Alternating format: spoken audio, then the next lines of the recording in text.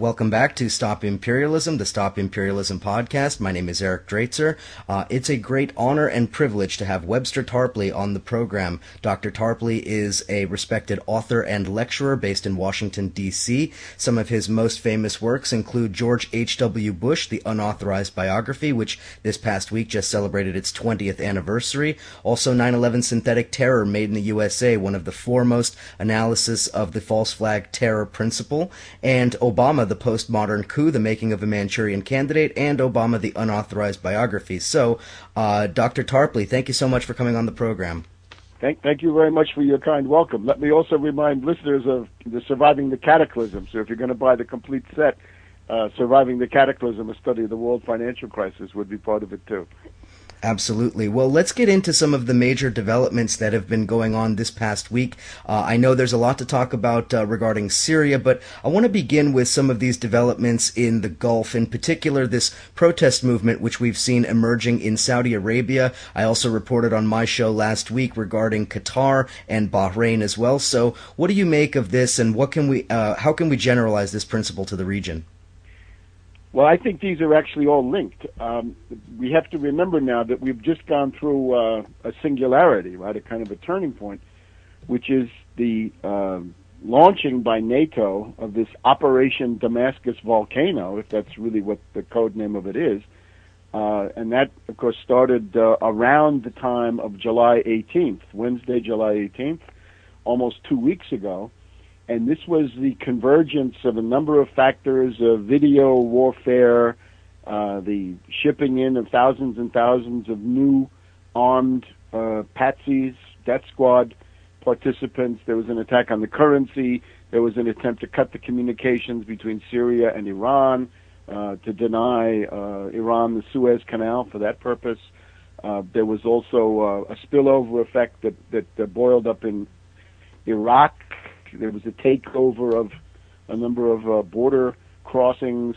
So there was a real pattern, at least half a dozen different converging destabilization moves that were supposed to yield the smashing of the Syrian state. Right? We know that on July 8th, Hillary Clinton had warned Syria, "You have little time to avoid a catastrophic assault, which will lead to the smashing of the Syrian state," and that's exactly what NATO then tried to do, making good on that threat from Hillary.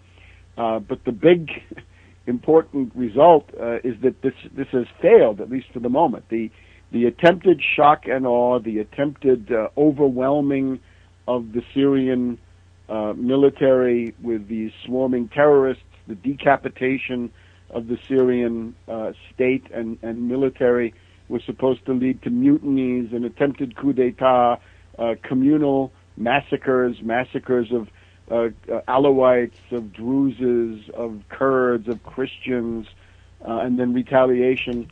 So all of that was planned in, and it hasn't worked. So I think you've gone through. You can think of it maybe something similar to the American Civil War, right? After the Battle of Antietam, things got in 150 years ago in September 1862, that after you've had such a terrible battle, such a huge conflict, everything gets much more radicalized. And I think you can see that the situation in the Middle East is getting radicalized right now, certainly to the extent that the Syrian government had been, I think wrongly, but for reasons that made sense to them, the Syrian government had actually been exercising restraint. They had hesitated to use helicopters and planes inside their country against these death squads, and they did that because they were afraid that they'd be giving the NATO people an excuse to declare a no-fly zone. But now they realize their situation is quite serious, in some ways dire, or was on the 18th of July. So now they're striking back, and I think you can see that there's a pattern in the region that people are striking back, and that this is becoming a much more radicalized situation. And now to get to the Saudi Arabian aspect of this, we just had the meeting of the Syrian Foreign Minister Moallem with the Iranian Foreign Minister Salehi yesterday, I guess, in Tehran, and the thing that came out of this, which I think was remarkable, was the Iranian Foreign Minister Salehi said, in so many words, the Arab countries that are destabilizing Syria cannot expect to be immune from the blowback of what they're doing to Syria. That the destabilizations that they're unleashing will, come back and impact them. And I think he said that in a certain amount of circumlocution, but it was clear enough. And you have to think, well, what does he mean? This is the book of Hosea, right? If you sow the wind, you will reap the whirlwind. And one of the internal structural weaknesses of this whole CIA, NATO, Arab Spring with color revolutions, and then that going into actual military operations. One of the main weaknesses of this is that the prime movers or the people who provide a lot of the logistics and most of the money are these reactionary, feudal monarchies, absolute monarchies in quite a few cases, right? Things that you haven't seen in Europe for, since the French Revolution, right? There really are no absolute monarchies left anywhere else. Maybe the Sultan of Brunei, but in Europe you just don't have them. And what we're talking about here is Saudi Arabia, of course, Bahrain, which has had these upsurges, Qatar, the United Arab Emirates. The United Arab Emirates, of course, is a confederation of these little sultanates and emirates, which you haven't seen anything like that in Europe for maybe 400 years, since Europe before the 30 Years' War. So Saudis, Qatar, United Arab Emirates, you got Kuwait, you've got Oman, you've got all these strange little entities in the Gulf, barbarous relics, if you will, medieval residues. You've also got the King of Morocco, you've got the King of Jordan. And interestingly enough, these are some of the most aggressive in pushing the destabilization of the other Arab countries. They have essentially taken over the Arab League. It used to be the Arab League had, a Nasserist majority or an Arab socialist majority, right? If you had Nasser there and Gaddafi and Assad or somebody like that, and maybe General Qasem of Iraq or Saddam Hussein later on, these were secular governments, and they were not monarchies. But now the pendulum pushed by the U.S. and the British has shifted back to these monarchies. Now, the question is, given this incessant harping about democracy from NATO and the incessant propaganda about this mythical Arab Spring, what are the possible spin-offs, right, the possible blowback effects of that on these monarchies? And I think we're beginning to see that. And if you look at what Salehi said, it seems to me that he has, in a sense, given them their last warning, and indeed the counterstrokes have already begun, right? As you've pointed out, right? These are things that have been going on behind the scenes, for in some cases a year and a half, right? In Bahrain, there was a big upsurge. The Saudi army went in, crushed it, and that was the last thing you ever heard about that in the West. But it's been going on, and one of the critical areas, of course, is this eastern province of Saudi Arabia. It's where a lot of the oil is, to be sure, and it's also where the population is largely Shiite. And the Shiites there of the eastern province of Saudi Arabia now have a grievance that their favorite cleric, right, their local religious leader, is a guy called Nemr or Nimr, N-I-M-R or N-E-M-R, depending on how you transliterate it. They've apparently got him in jail. They've been giving him a hard time. And we've had situations now where the Saudi security forces have been shooting at these Shiites. This is a very big deal. Bahrain is a similar phenomenon, right? There you have a largely Shiite population with a Sunni royal house, but the main thing is that it's a very oppressive feudal monarchy, and they've given the basing rights for the U.S.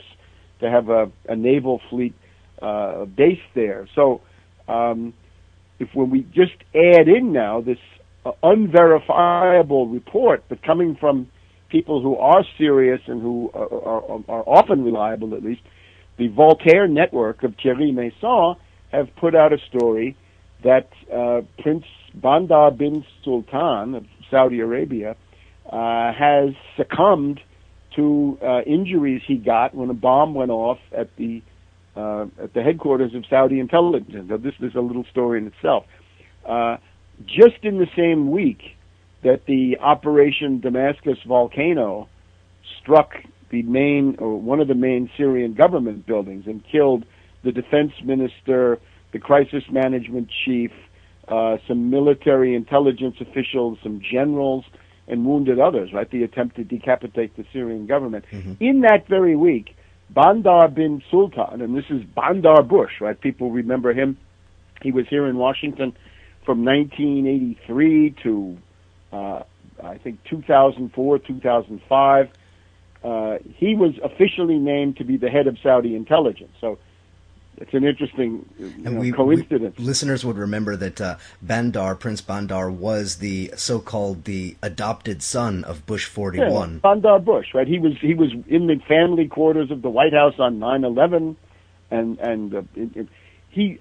I had some indirect knowledge of him. This was somebody who had learned to profile and manipulate the dumb Americans. He was a fighter pilot, I guess. He was an Air Force guy, right? He'd gone to a British military academy, and he knew how to tell stories and backslap these bullet-head U.S. Military types and manipulate them. And, of course, the Bushes are, at least Bush the Younger, was very much of that same Philistine breed. So Bandar had an easy time ingratiating himself with Bush the Younger and with Bush the Elder, of course, because Bush the Elder had been doing business in the Gulf, right, with his drilling rigs going back to the 1950s. So, and Webster, I just wanted to cut in and remind listeners as well that from about 2008 or 9 to about 2011, Bandar had a falling out with the ruling faction in Riyadh, and he was essentially had gone missing because of some covert activities that he had been involved in, possibly undermining the regime. So his re-emergence and reascendance was sort of a big deal up until this happened. And I'm sure there's a lot to be told there. I think there's a complicated story because, the accusation coming from some was that he tried to have a coup. He tried to make himself the heir to the throne, which would be, unorthodox but possible because the Saudi system is it's hereditary monarchy, hereditary feudal monarchy. Of course, it's complicated by the fact that there's a harem, right? The king or these princes have numerous wives, and each wife then has a group of sons, if she has sons, and she wants to promote them to become king. Since the early 1980s, it's this group, right? The sons of a specific concubine or wife in the harem, and this is the Suderi clan. And so since the early 1980s, all the kings of Saudi Arabia, including the present crown prince, come from the Suderi clan. And that can be altered. The other trick is that instead of having primogeniture to the oldest son, it goes laterally. In other words, if the king dies, his eldest son does not take over, say as they would in Britain. It goes to his brother, his eldest brother, usually. So it makes for a very complex succession. Indeed, one of the reforms, one of the so-called reforms in Saudi Arabia, is they now have a new council that's supposed to determine in advance and state publicly who the heir of the throne to the throne is, because it's not clear. Anyway, certainly Bandar was the person with the greatest criminal energy. In other words, he was the most accomplished activist of the Saudi royal family and of the Suderi clan, I think, as well. But there were other people, right? Some of these people are absolute cretins, right? Some of them are incapable of exercising any political judgment. But Bandar, because of having been in Washington for 22 years, and of course tremendous intrigue and manipulation, and he was accused in a money laundering scandal. I mean, he's got a whole story. He also was the one who was preparing options for Saudi Arabia. In other words, that they would not be tied to the U.S. alone, but that they would be having equal options, let's say, with Russia, with China, and others who might emerge as a winner, especially in that region. So anyway, the story is now that when this bomb went off, I believe a week ago Sunday, so 8 days ago now, that his deputy officially was killed. The prince, who was the number 2 leader of Saudi intelligence, was killed, and now we have Bandar being reported by one source in the world, I think mainly Voltaire, but no other signs of life. In other words, it's not like he's made any public appearances or statements. And apparently the Saudi media, although it's hard to monitor them for sure, and I can't, the word is that the Saudi media are silent about this. Anyway, the point of all this is the poetic justice, if you like, is the Arab Spring possibly turning into the Saudi fall. And this would be a very big deal in the world. And I would urge people to think, up to now, since the Arab Spring began, and really you can say this started with the WikiLeaks document dumps in the autumn of 2010, and then, of course, it got going in Tunisia in December of 2010, and the fall of Ben Ali in January, and the fall of Mubarak then, I guess, in February, and then the war in Libya starting in March, with international bombing at least. This has been rolling along. Right? Obviously, it ran into trouble in Libya. It ran into even bigger trouble in Syria, and in particular now because of the role of Russia and China in blocking the desired imperialist attack and no-fly zone. But this has been running out of steam to a significant degree. There's an attempt to keep it going in Sudan, as you've I know reported, but where does this end? In other words, how do you put an end to this? Because it is in a way a corrosive of the nation state, and it really is an attempt to destroy world civilization as we've known it.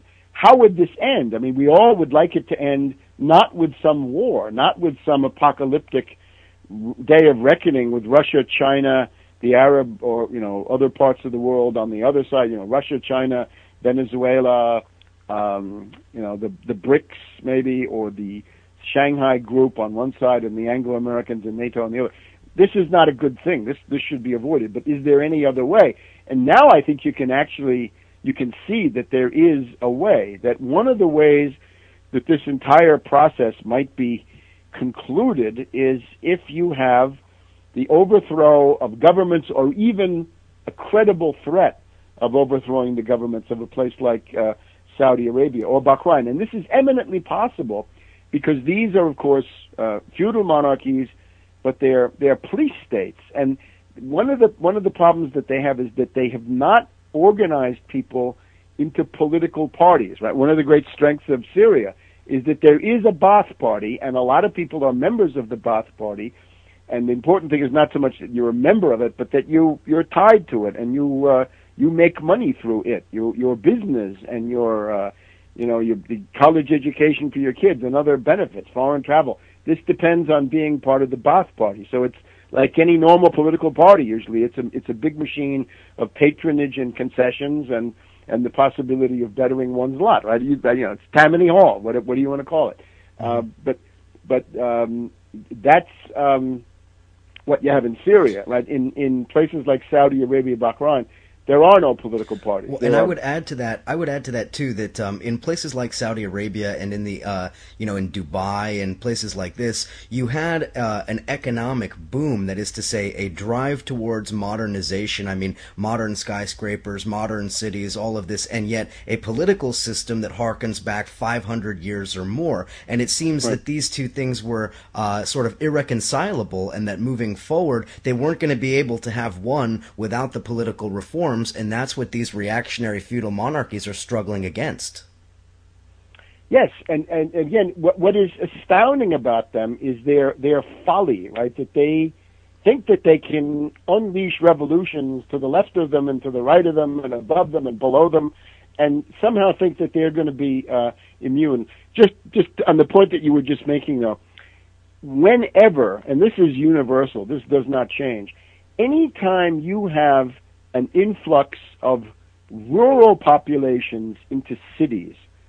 And in particular, whenever you have peasants, right, and as soon as you've said peasants, you've really said somewhat backward people, right, people who are culturally, in a traditional peasant frame of mind. When those people are brought into cities and expected to work in cities, that's always explosive. It always has been. It always will be, because there's a resentment and a friction between the modern urban environment with its pluses and minuses and the approach of a peasant to life. And that, I think you'll see, that's something that has gone on in Saudi Arabia and in some of these other places. I mean, some of them it really hasn't even started. I think Oman is still pretty much stuck.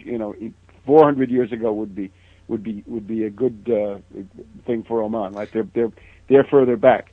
Mm-hmm. But you look at somebody like Bandar, right? Now it's clear Bandar was one of the main organizers of the Syrian of this Operation Damascus Volcano, right? The stuff that Maison had put on his website in around the 11th of June, right? Warning that Ben Rhodes in the Obama White House was preparing this television fakery, video warfare, MK Ultra approach to convincing people that reality was not real, and instead what was happening in the CIA studios of Doha and Riyadh or wherever it was, that was real. This was not going to be easy to do, but you look at the Saudi monarchy and say, what were you thinking, or what are you thinking? Right? That you think that this is it's a one-way gun, right? In other words, the revolution can get Gaddafi and Assad, but not you. I would remind them, and I think this is a very interesting historical case.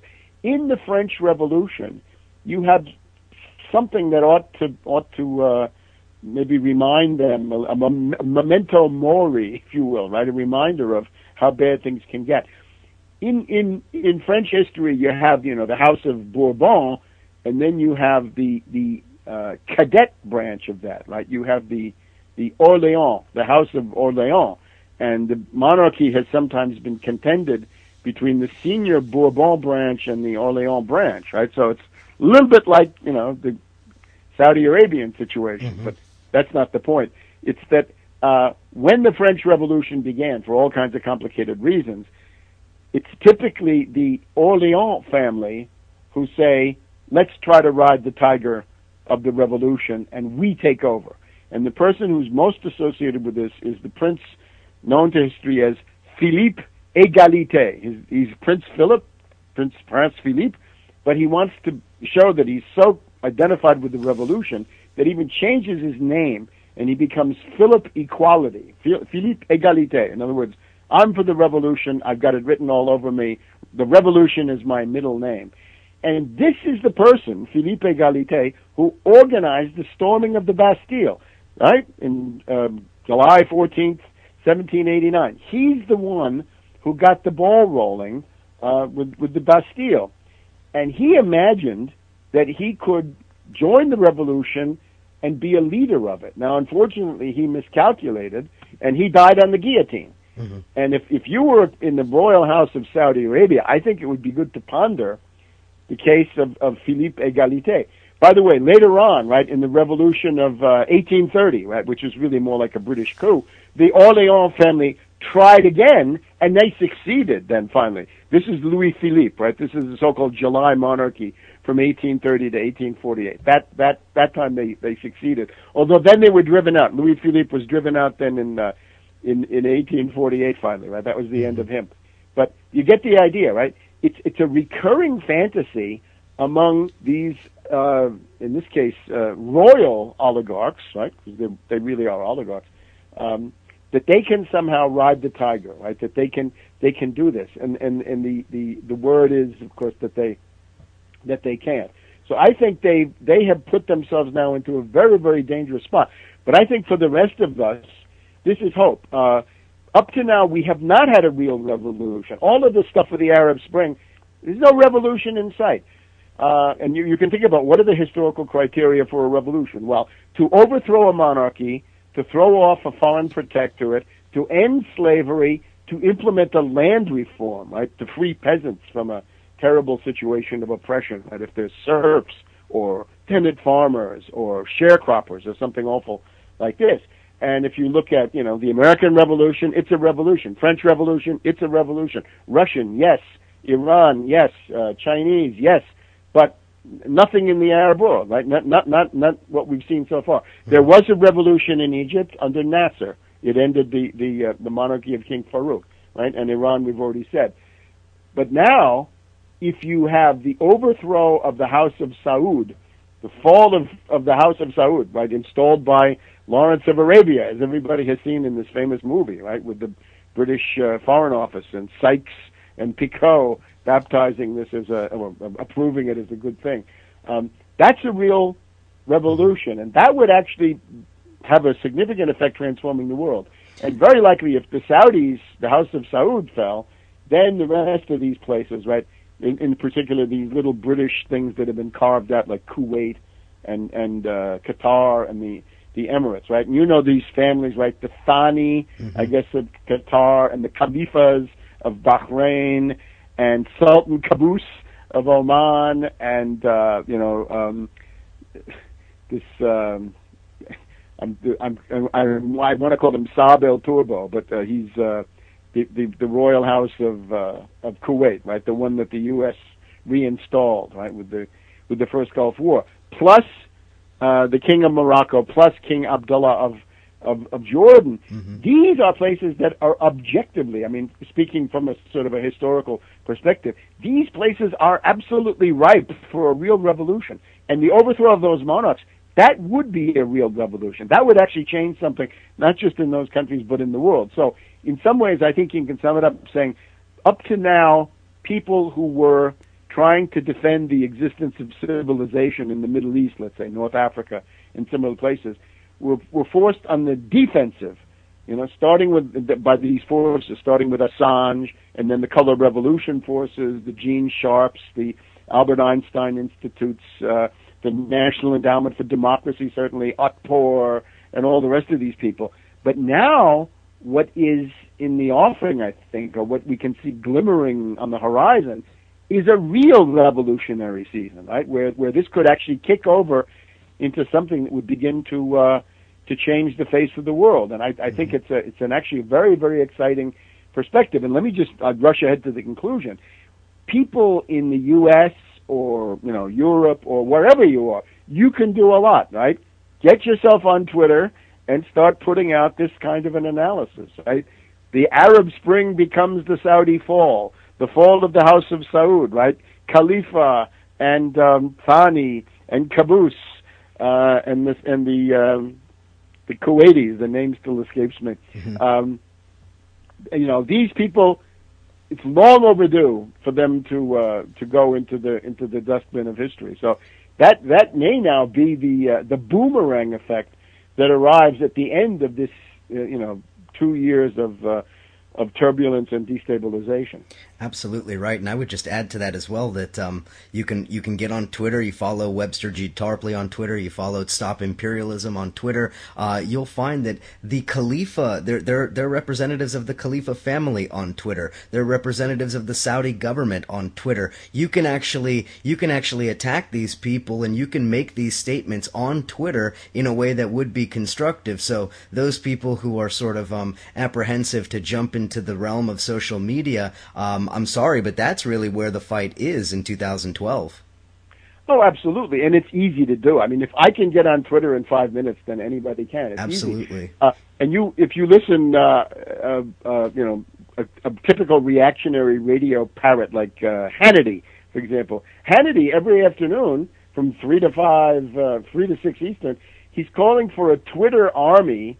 In this case, in favor of Mitt Romney, right? That's his perspective. But what you need is a Twitter army now saying, monarchy is historically a barbarous relic. I mean, we don't need this medieval, benighted Saudi royal family, right? And it's very oppressive because it's so numerous. In other words, it's thousands upon thousands of people because of the situation there with with the polygamy, right, in the royal family, and who these people are, and they're sybaritic in the extreme, right? These are hedonists. I mean, King Fahd was famous because he had set his world up so that he could gamble around the clock, right? He could go from Las Vegas to Macau to Monte Carlo to Atlantic City, right? He could gamble around the world around the clock, going through all the time zones, and this is what they do.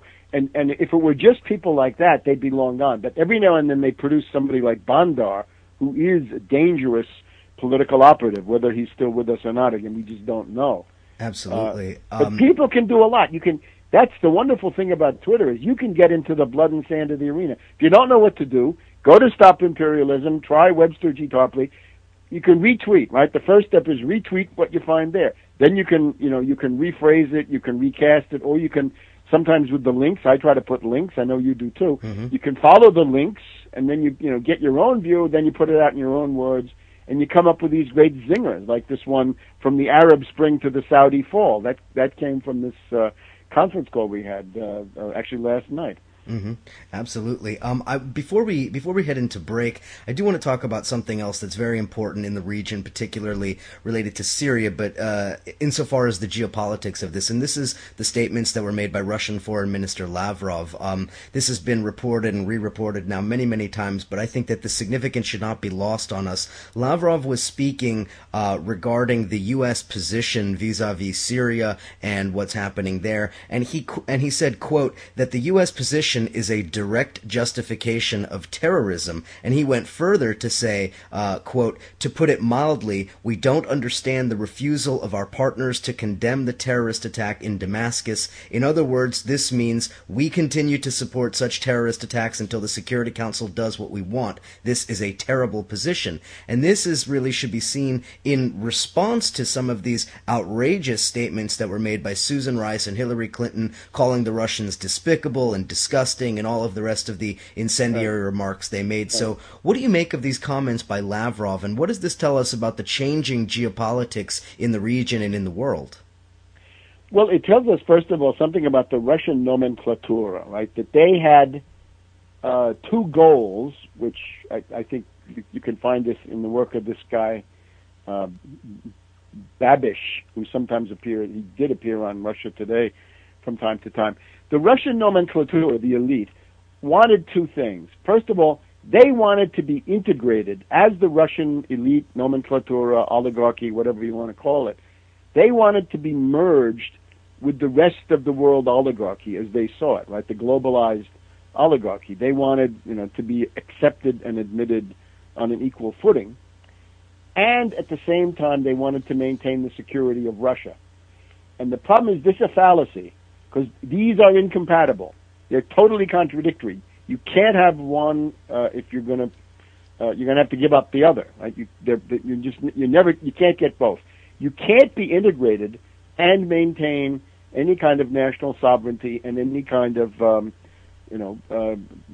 national defense, right? So that you'd have something to fall back on. And it seems to me now this has been the lesson relearned by the Russian elite in the past year and a half or so, right? From the time when Medvedev betrayed Libya, and Ambassador Chamov of the Russian Federation said to him, "You are a traitor, Medvedev," and it's true. That was an absolute betrayal of Russian interests. And I would also add Maxim Shevchenko, a guy that I had the honor of meeting earlier in the year. Maxim Shevchenko had been working on the first program of the Russian television, and he also said, "Medvedev, you're a traitor." And then he found himself fired, and then he found himself rehired somewhat later, right, after this had sort of calmed down. So I think it's a moment of greater clarity, even though there's a lot missing in the clarity. Now, for example, Lavrov knows that things are actually worse than what he says. I mean, this is a big step forward, and I welcome it, and I applaud it. And you can look on my Twitter, and I was, telling people how great this was. At the same time, it is rather late in the day, and it still doesn't capture what's going on, because what he's not telling you is that Al-Qaeda is the infantry of NATO, that Al-Qaeda is the CIA Arab Legion, that the presence of Al-Qaeda is not because they infiltrated, it's because they were airlifted by NATO. A lot of these Al-Qaeda people had been in Libya under the command of this guy, variously known as Belhaj Hassadi, right? This famous killer, the military commander of Tripoli, and I think he still is.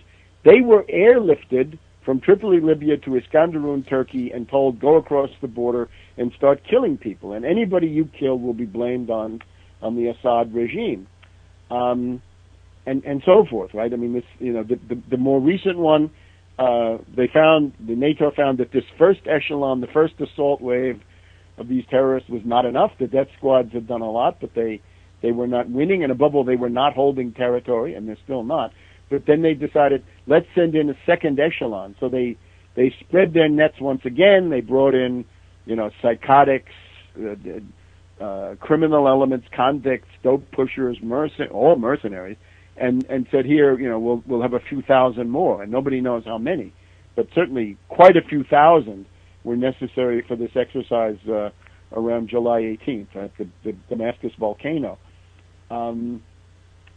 So this is all done by NATO. I mean, this is done with Saudi money and so forth. Right? We have examples. New York Times says the CIA has officials in southern Turkey who are acting as traffic cops, sending the weapons to the groups the U.S.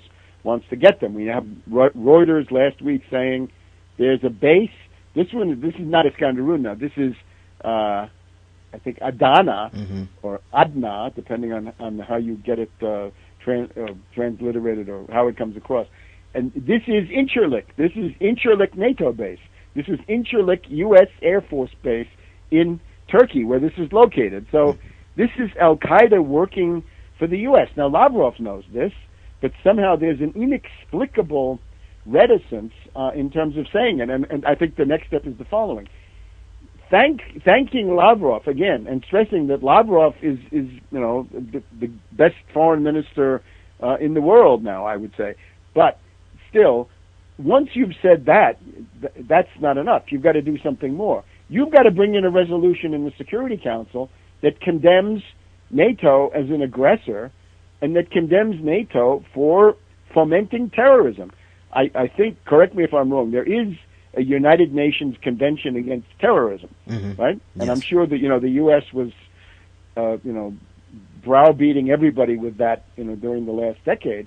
So now it's time to bring that in and say the U.S. is condemned or NATO is condemned as the aggressor in this case, and an included feature of the aggression is that you're using Al-Qaeda as your attack force, because that's what's going on.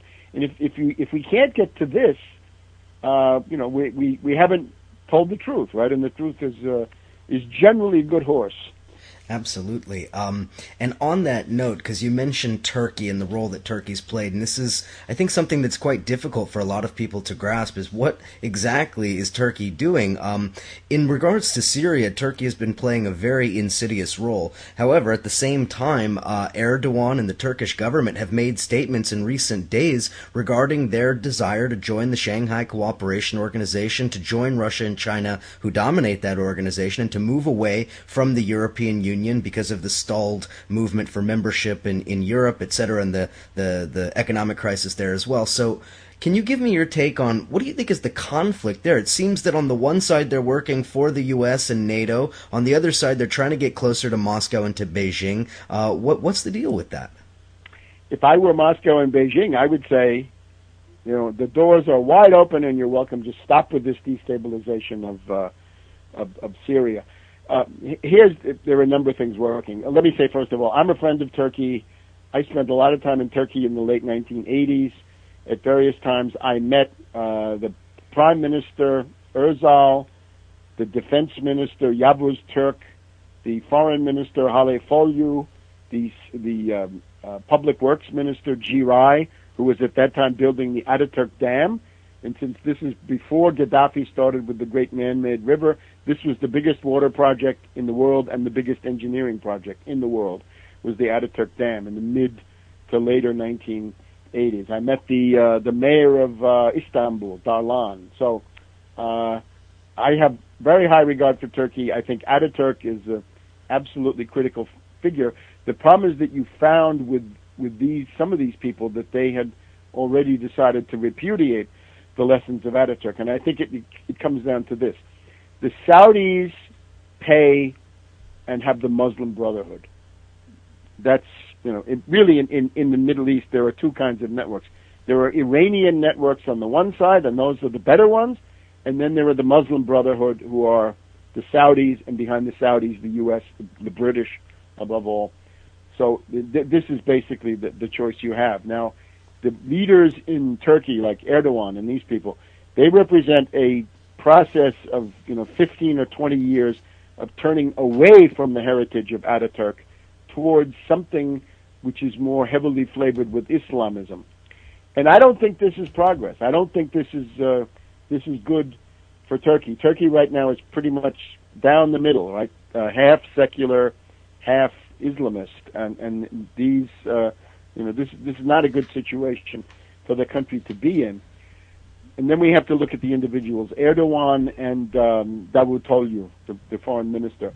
I'm afraid that they started off with good intentions, but their vanity and their ambition have blinded them. Right? This is the pride that goeth before a fall, right? In megalomania or hubris, whatever you want to call it.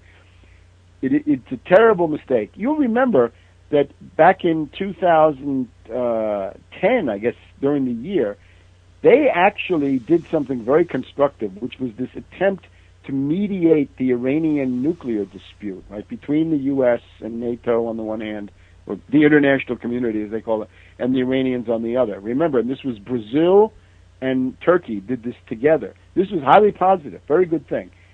But then, and actually at the beginning of the attack on Libya, the Turks were very, very skeptical and even hostile to the attack on Libya.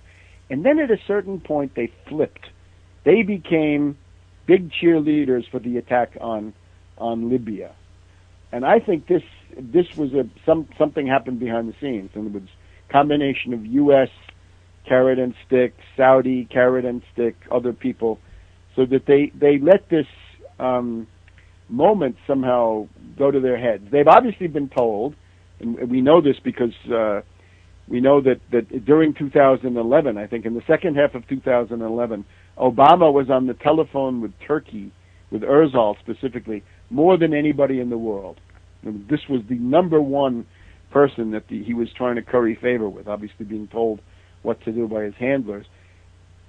And why? What was the content? It was obviously something like Egypt has been destabilized, so now Turkey can become the regional satrap of the United States. And Turkey can be a regional hegemon ruling this entire area more or less under the wing or the aegis of the U.S. And of course this means, in the case of Turkey, right, the countries all the way to China, these are all Turkic, with I think the exception is Tajikistan, but all the rest of them, these are all Turkic, and they become this significant military, economic power, and so forth, and that they would be, that the U.S. would back them against Iran, because there is a kind of a rivalry there. So something like this, except it's crazy, because look what they've gotten themselves into now. What possible benefit? We're told that the Kurds in northern Syria have more or less asserted their, not even autonomy, but independence. And this is a tremendous threat to Turkey, right? Turkey has about, 25-30% of the people there are Kurds, and this Kurdish gambit is one that the Bernard Lewis plan has it, the Israeli equivalent of the Bernard Lewis plan has it. So you'd be carving Iraq, Iran, Turkey, and Syria to create a Kurdish state, and that, I suppose that might come about, but I don't think it's going to be good for anybody.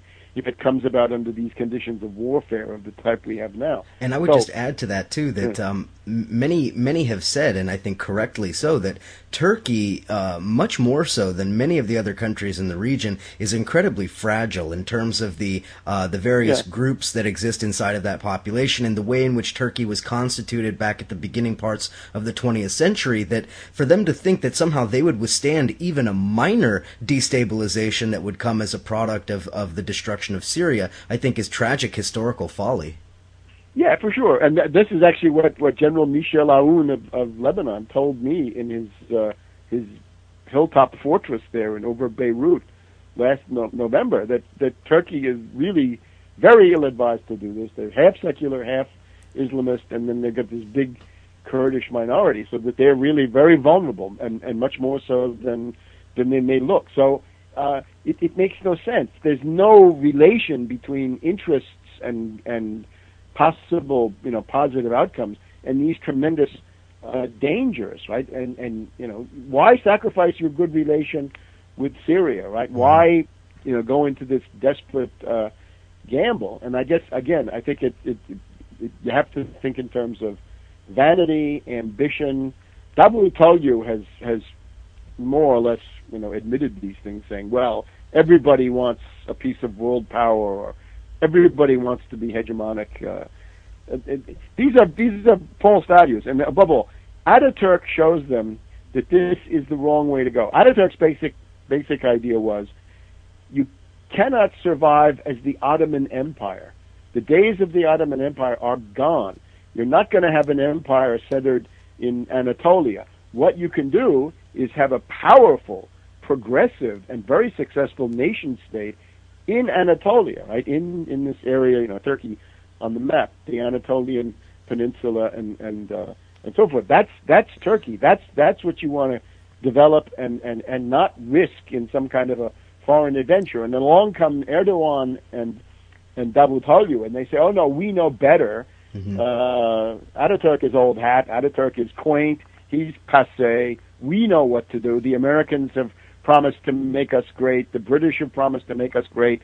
Obama's on the telephone all the time. Everybody's, concerned about us. So they were bought off. They had a very interesting thing going, trying to mediate this Iranian nuclear question. That would have been a way to get real standing and real stature in the world, because a lot of people, myself included, were enthusiastic about that. It seemed to be, countries of the formerly developing sector, Brazil and Turkey, taking the initiative and saying, we're not going to leave this to the permanent five of the Security Council, because they're dysfunctional.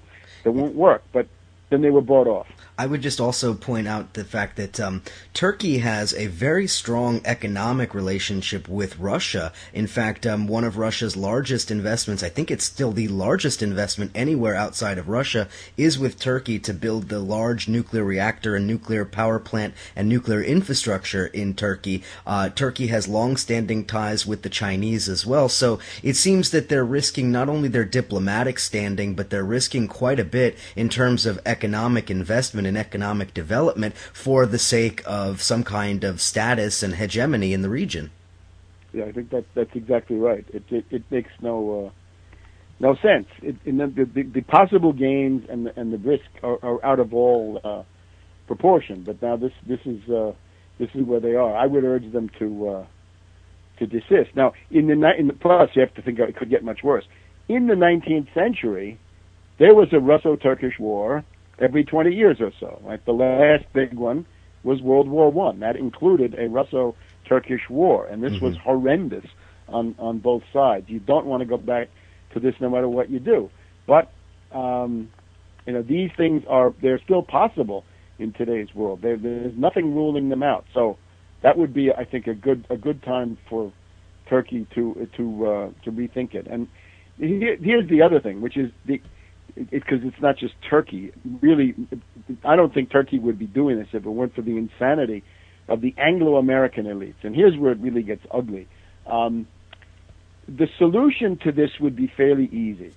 It would be to more or less reaffirm a kind of division, a rough division into spheres of influence, which has been there for many, many decades. Right? You could say the U.S., British, NATO sphere, with the Israelis maybe counted in if you want that, that's, all of these places, right? Morocco,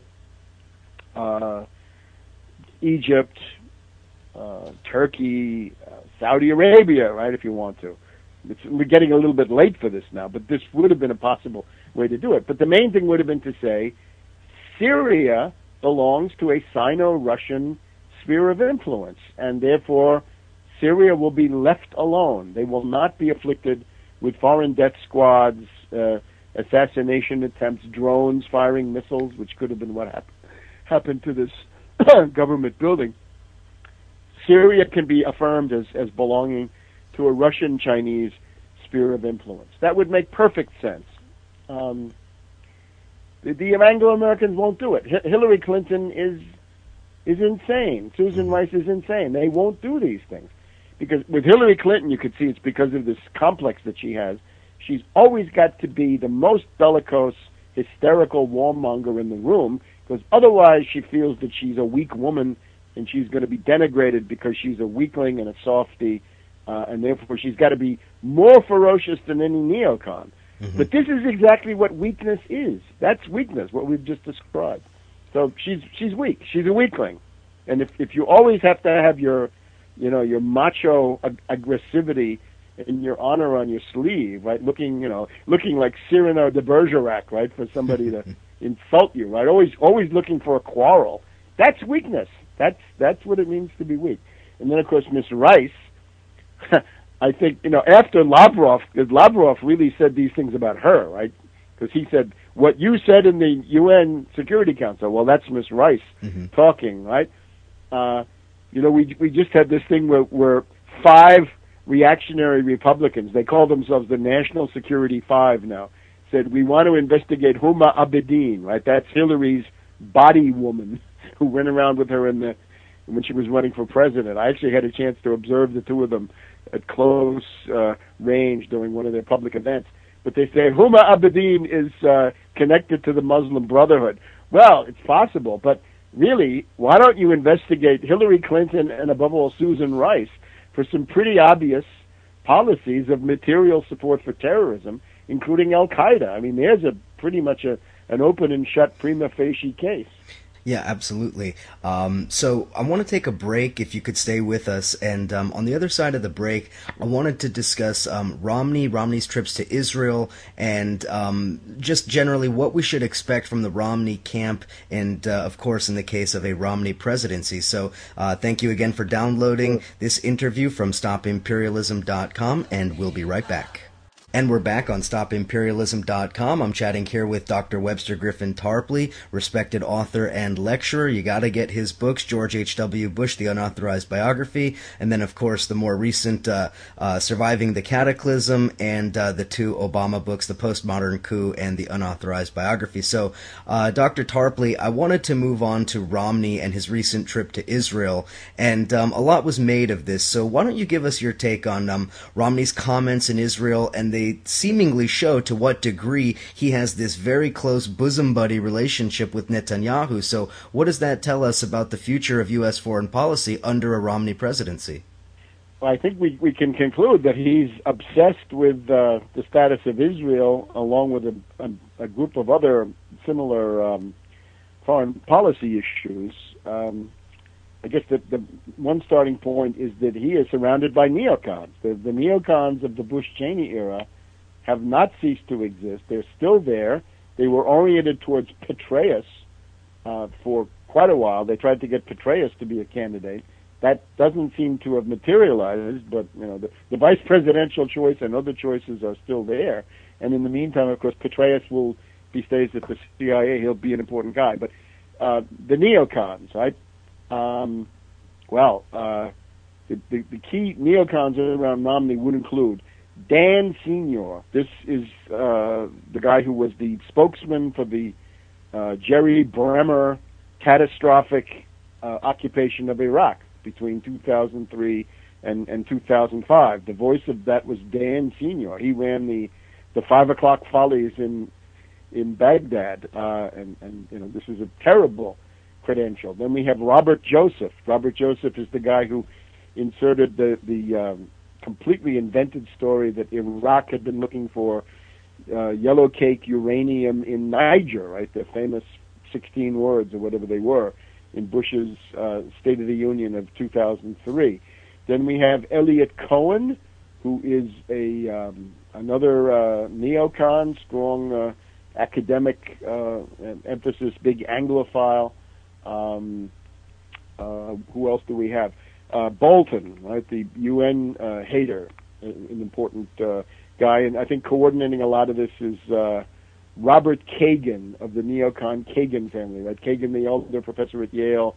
Then this guy's brother is at the American Enterprise Institute. He designed the surge for Iraq, and Robert Kagan is, I think, at the Brookings Institution. So there's a whole world of neocons that are coming out from under their rocks, and these people are now taking over Romney. I think about 2/3 plus of his advisors can be described as hardcore neocons, a lot of them with a certain exposure to the Bush-Cheney years, but there it is. And the important thing about these people is they have learned absolutely nothing. They are unreconstructed, incorrigible neocons. They just don't quit. They are one-trick ponies. They're warmongers. They haven't changed at all. They're obviously behind this statement that Romney had made before, that Russia is the main geopolitical enemy of the United States. We're going to hear another speech like that when Romney gets to Poland. He's going to make a Russophobic tirade in Warsaw. And they're also, tremendously inept, as we see with this London story, right? Well, maybe Romney did that on his own, right? Insulting the British, so he gets to be Nit the Twit, the nowhere man, who invited him, and all the rest of it, right? Mocked by the British Prime Minister, mocked by the Mayor of London, and so forth. But this is serious. Unfortunately, it's not comical. And then we had today, or in the past 24 hours, Romney in Jerusalem, making this unbelievable remark about the Palestinian culture is inferior, and the Israelis have superior culture. That's why they're richer. Well, unfortunately, the Palestinians have no state. They don't get U.S. aid, at least in the same proportions that the Israelis do. So this is a very, very strange statement. And while he was over there, Dan Senior, once again, formerly the voice of the occupation of Iraq, and therefore, bringer of many bad memories.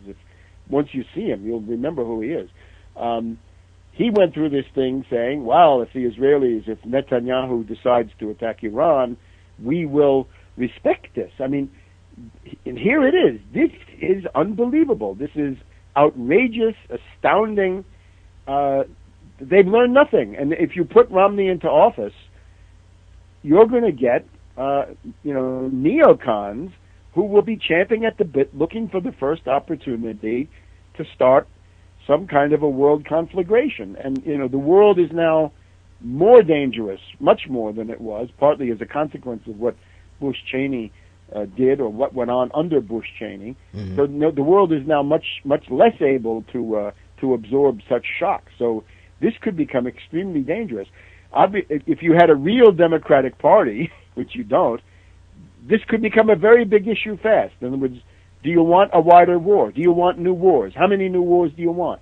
Right? It looks like we've got a war with Iran coming up, a war with Russia, maybe with China too. I mean, what are we doing here? This absolute insanity. So I think that's a big deal. Now, of course, the underlying thing is Romney. Romney is this character who's joined at the hip to Netanyahu. It goes back to 1976 when they both worked at the Boston Consulting Group, right? This is before Romney became an asset stripper at Bain Capital. He worked with Bibi Netanyahu. Bibi gave Mitt advice about politics over the years, and Mitt has given Bibi advice about finance, including how to design new sanctions to push other countries in Europe to impose on Iran. So this is a very, very dangerous combination. A marriage made in Dante's Inferno. Yeah, at least, it's if not the ninth circle, then at least the eighth circle. With Obama, you're in the fourth to the fifth circle. I mean, if you look at Obama, you say, well, he started a drone war in 6 or 7 countries. He bombed Libya. On the other hand, he at least he reduced the troops in Iraq, so you can do some kind of back of the envelope calculation. I mean, and this is a terrible situation to be in. But you do get the overwhelming idea that if Romney comes in, things are going to get a lot hotter really fast, and I think that's worth considering, right? And Absolutely. if you had a peace movement, right, which this is probably where Obama wishes he hadn't destroyed the peace movement with his various backers, right, pulling the funding from Absolutely all of these right. groups. They could use the peace movement right now to throw that into the mix against Romney and the neocon. And the other thing, I would just shift the conversation a little bit, because everything you said is accurate, and what Romney really brings to the table in terms of the foreign policy I think is incredibly dangerous. But there's another dangerous element to Romney, and that is the question of austerity. So I want you to give your analysis of Romney's commitment to austerity, and the people around him, their commitment to austerity, and what form might this take under a Romney administration, which sadly seems to be a very real possibility that we have to face. Yes, it does. And I would say, first of all, it seems to me that the majority, at least, of the ruling elite, of the Wall Street financier oligarchy and related groups, the majority of them do want Romney. However, there is this problem. In order to become president, it's not enough just to have the endorsement of the ruling elite. You've actually got to win an election. And here, it sounds astounding, but the ineptitude, right, the repulsive personal qualities, the ineptitude, and the fundamental hostility to humanity that we have in Romney, these may be enough to abort his installation, right? Whatever the ruling class says, right? It's a very, very strange situation. I think you could make a case that Truman in 1948, the ruling class wanted him out, and he somehow asserted himself and stayed in. He gave them everything they wanted and more, but I think he sort of had to reassert himself against the ruling class that might have wanted to get rid of him. Anyway, it seems that might be what's happening now with Obama. So in terms of the austerity, I would say a Romney regime would be like Bush the Elder in some ways. It was very, very narrowly based. And in the case of Bush the Elder, it was based on people who were, multi-generational family allies of Bush the Elder, or his Prescott Bush, George Bush.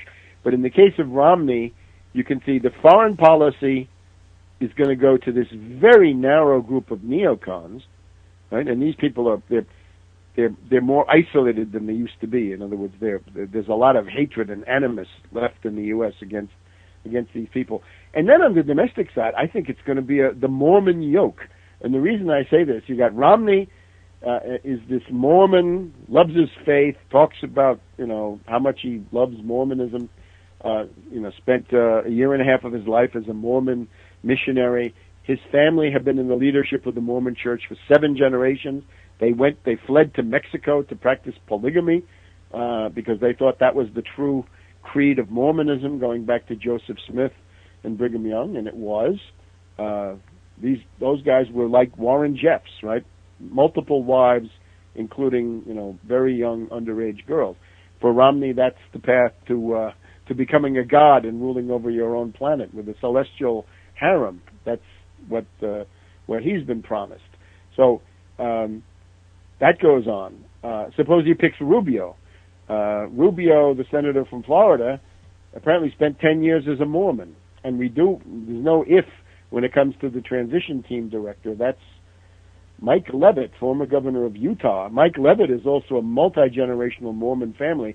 Mike Leavitt has got ancestors who took part in the Mountain Meadows massacre of 1857, where 140 peaceful settlers from Arkansas who wanted to go to Florida, they had no quarrel with the Mormons whatsoever, were murdered, right? They were assassinated and slaughtered and wiped out by a Mormon militia with a certain number of Indians around for window dressing. And this is the greatest act of terrorism between the American Revolution, or maybe between the War of 1812 and the Civil War, the Mountain Meadows Massacre. It's actually interesting. The first time an American president ever used the word terrorism is James Buchanan in April of 1858. He says there's a strange system of terrorism that has been established in Salt Lake City and in the Utah Territory, and then more broadly in the Great Basin. And he talks about treason. He says to these people, if you don't stop following Brigham Young, that will be high treason. And I urge you I'm offering you a pardon if you turn away. Because what you're doing is a strange system of terrorism. It is treason. And this is the first time an American president ever talked about treason. Anyway, the guy that you've now got directing the transition team is a linear descendant of a Levitt who took part in that massacre. So that guy's now picking all the plum jobs. And the federal plum book comes out. These are the political appointments the president can make, and it looks like being a Mormon is going to be the way to get the inside track. Or a Gentile, as they call them, call anybody who's not a Mormon is a Gentile.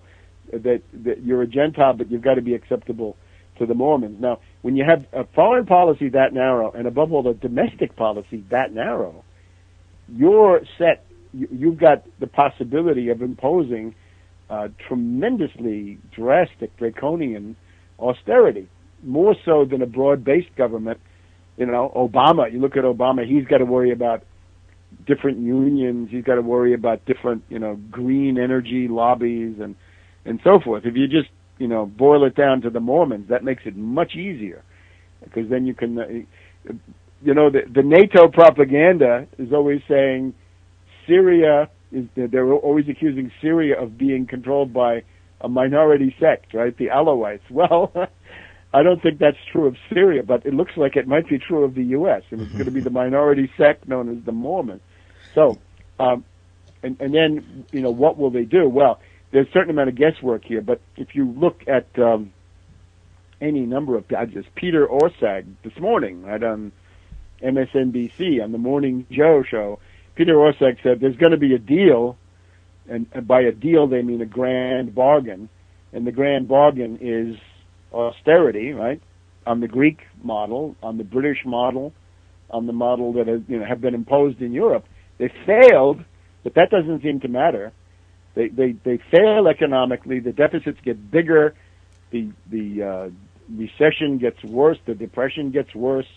The GDP falls. Unemployment goes up. It's an absolute disaster.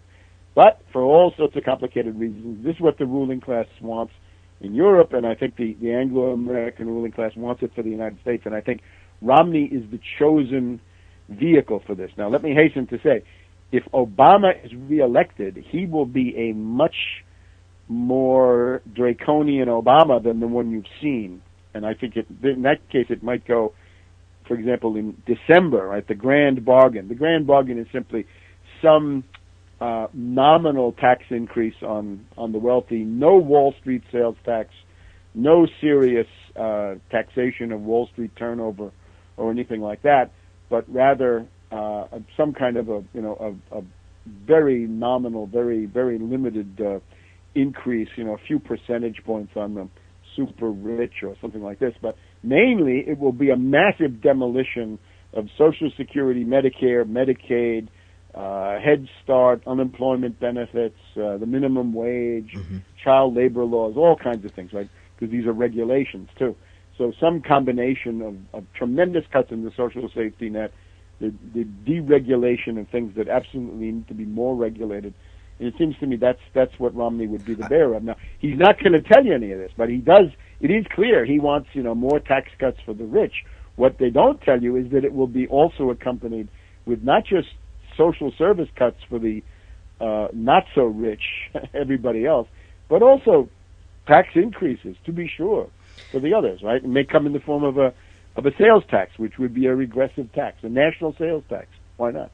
Absolutely right. And I also add, when I'm talking about this to various other people, I say that it is not just the social programs, right? It is not just Social Security and WIC and Head Start and all of these programs. It's also the institutions that they're attacking. The institution of public education, which has been under assault under Bush, which continued to be under assault by Obama, but it's only going to be more rapidly destroyed under Romney. I mean, Romney and Bain Capital, he represents the hedge funds, which are the same entities which are behind the so-called reform schools movement in the first place. They're the ones trying to destroy the teachers union. They're the ones who wanted to destroy the auto workers and the transit workers and every other public union that whatever unions do exist in this country. So it's only going to get worse under Romney, and people need to realize that that's why we say, or I say at least, that presidential politics in and of itself is no path to progress. Rather, the mobilization of people against these ideas, against these movements which really emanate from the ruling class of finance capital and the imperialists rather than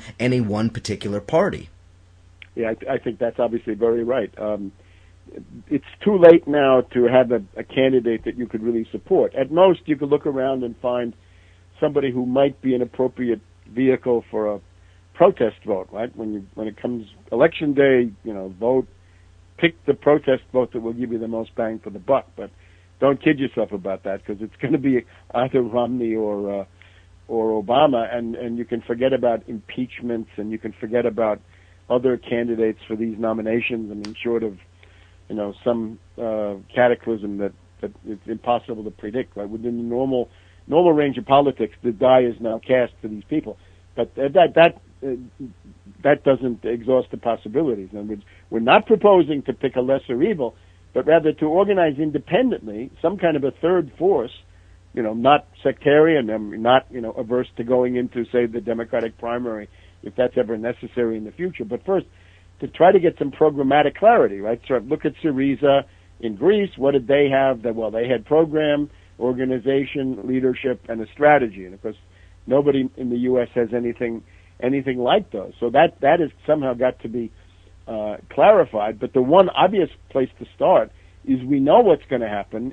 There's going to be this election campaign, which is going to talk about any number of wedge issues and any number of obfuscations and smokescreens. By the time you get to December, there's going to be a lame duck session of the Congress.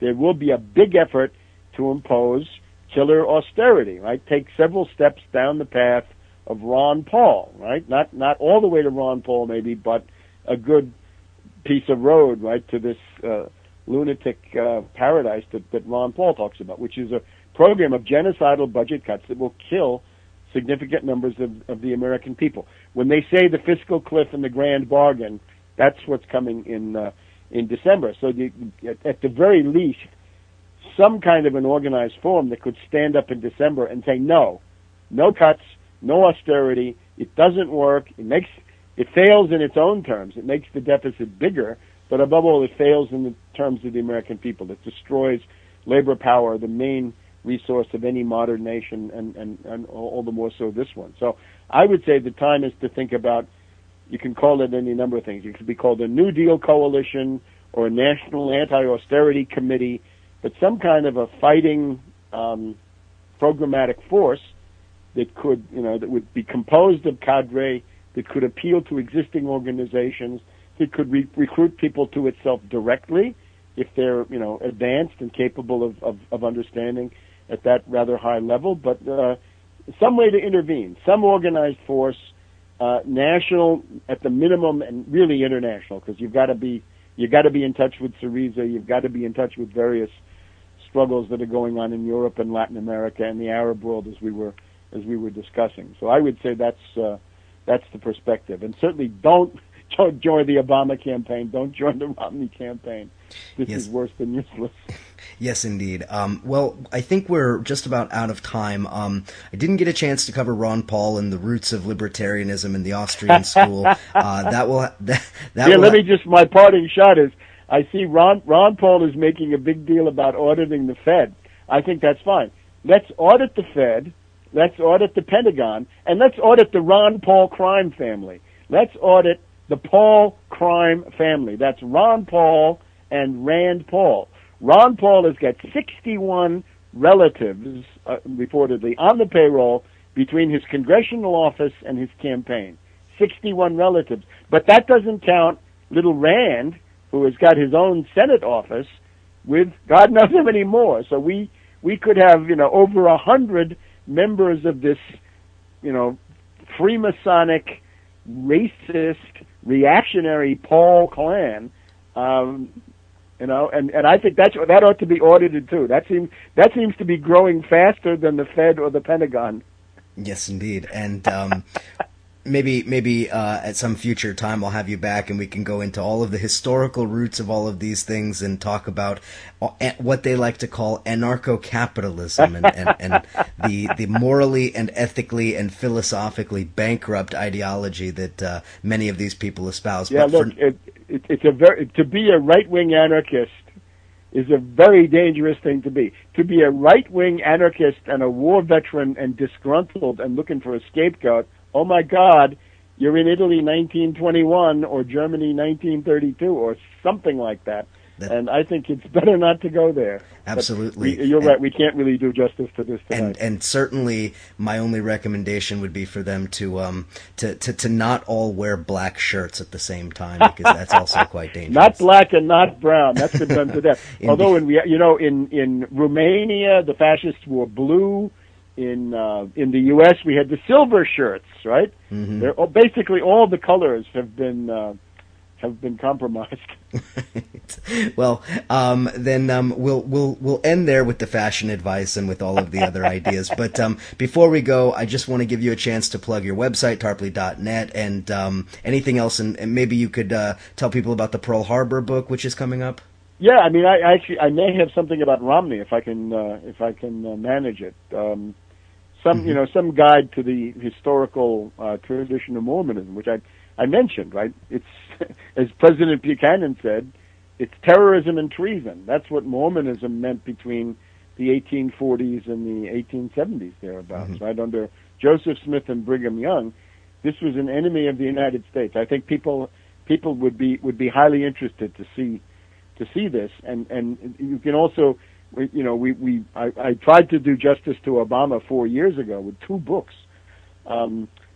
But when Romney says Obama is anti-American, well, from what pulpit is this guy speaking? Right? Look who's talking. When you're part of this Brigham Young operation. Oh my God! Right? That's the first civil war, really, in U.S. history. Is the Utah War of 1857 to 1858. It's a forgotten episode, but it seems to me you can approach Mormonism from the point of view of the theology. The theology is indeed very strange, right? Polytheism, you name it. But mainly politically, what did they represent? This was an attempt to have another secessionist front. In other words, when the Confederacy seceded in 1861, the Mormons were out there in Deseret waiting for their chance to pile on, right? And if, as the main Union general in Utah wrote at the time, these Mormons are waiting for the United States to suffer some important defeat or waiting for the British to intervene on the side of the Confederacy, then the Mormons will interfere. And the idea was, the story of the pioneers, it seems to me there are many positive elements in this, right? To bring development to the interior of a continent is something somewhat rare in the world, right? The British never did it, right? Canada and Australia, there's a strip of civilization around the outside, and the interior is basically empty. The U.S. might have gone that way too. If it had been up to the Mormons, that whole area between the Rockies and the Sierra Nevada, that would have been a separate country, believe it or not. But of course, it wouldn't have ended there. Right? The secessionism would have gone on and on. And that's actually the last. This is the basis of the Romney-Ron Paul convergence. In other words, Freemasonry, racism, right? The Mormon theology relegates black people to an inferior status. These are the people who refuse to take sides in the struggle between the Mormon Jesus and the Mormon Lucifer. And then when Ron Paul says deregulate marriage, sounds like polygamy might be making a comeback. So that would be right up the Romney family's alley. Not to mention the fact that Ron Paul and those who espouse a similar ideology of right anarcho-capitalism or whatever, their talking point is always about the inalienable right of property, and that property trumps all other rights. And I seem to remember that was a very similar argument made by slave owners in pre-Civil War times. Sure. And the Mormons the Mormons at the beginning were communistic, and then they flipped and became, extreme individualists. You can see this in the life of J. Willard Marriott, right, the founder of this hotel empire, who built it all on exploiting Hispanic cleaning ladies, right, as everybody knows who's been in their hotels. Anyway, that's a triumvirate, right? Romney, Marriott, Huntsman, right? Those are the Mormon multimillionaires to billionaires who, that's who I think controls this church, right? Not even this bureaucracy you see in Salt Lake City. Anyway, can't get into all that, right. But keep watching Tarpley.net and look at Tarpley.net. You'll see the Pearl Harbor book certainly by the end of the year, and maybe something about Romney if this can be put together. Great. Well, Webster Tarpley, thank you so much for coming on Stop Imperialism, stopimperialism.com. And good luck to you, Eric, and congratulations on your site and all the work you're doing, because you have stories that you can't find anywhere else. Thank you so much. And listeners, again, please just as a reminder, the Stop Imperialism podcast is now moving to twice a week. So keep checking stopimperialism.com regularly. The shows are going to be shorter, but spaced out a little bit over the course of the week. Articles posted on stopimperialism.com, and of course the interview series on stopimperialism.com as well. So Dr. Tarpley, thanks again for coming on the program, and we'll talk to you soon. Always a pleasure. Bye-bye. Bye-bye.